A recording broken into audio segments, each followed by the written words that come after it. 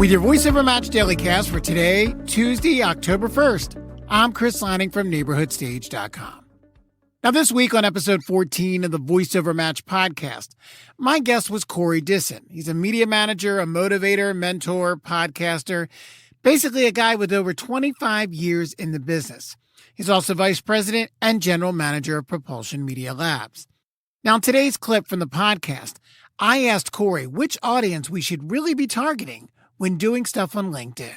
Now, it's interesting because you talked about some of the ideas, whether it's teaching people how to use a piece of equipment or certain mic techniques or vocal techniques, things like that. But my question would be, where do you need to target yourself? Because if you're targeting stuff that other voiceover people are going to appreciate, is that going to ultimately land you any work? Or is that more or less just preaching to the choir? I get asked that question constantly, all the time. And I'm glad you asked it. I'm not unhappy that you asked it because it gives me an opportunity to convey my answer one more time to a larger group of people. It sounds counterintuitive that why am I conveying information to other voice talent or connecting with other voice talent on these platforms when what are we just in our own little bubble? Is that really effective?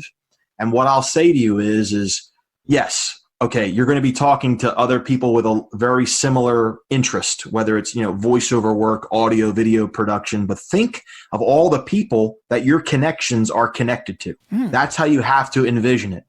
Because chances are they're going to have colleagues, clients, leads. They're all going to be connected in there. And when you're interacting and engaging on the platform, not just by contributing your own content, but getting involved and getting in the mix with your connections and their content, those other connections see you. And on some of the platforms, they reward you by making sure, on LinkedIn, for example, there's a section on LinkedIn under network where it'll give you suggestions on who to connect with. Well, the way the algorithm works on LinkedIn is it bases those suggestions on your patterns and habits on LinkedIn. If you're connecting with people, they haven't figured out how they're going to show you people you might want to be connected to. And that list expands the more people you connect with. Oh, I see. So by drawing people of similar interests, it's going to get you exposure to their list of contacts.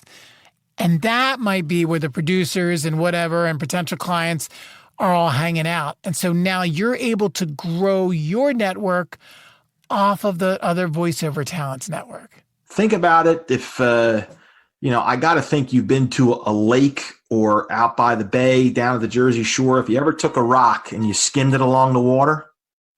So some of the kids, when they throw it in, it plunked right down to the bottom. Right. But the kids that had, some juice, the kids that knew how to skip that thing real good, they're able to make it hit the water and make that ripple, the series of concentric rings. Right. That's the essence of social media. Who's best at skipping that rock to make that series of concentric rings go out and out and out and out and out? That's how you have to envision it. Now, tomorrow on the VoiceOver Match Dailycast, we hear why Corey says your social media activity is so important to your marketing. Now, don't forget, you can listen to this episode in its entirety. You can subscribe to the VoiceOver Match podcast in the iTunes Store, Google Play Store, Stitcher, or Spotify.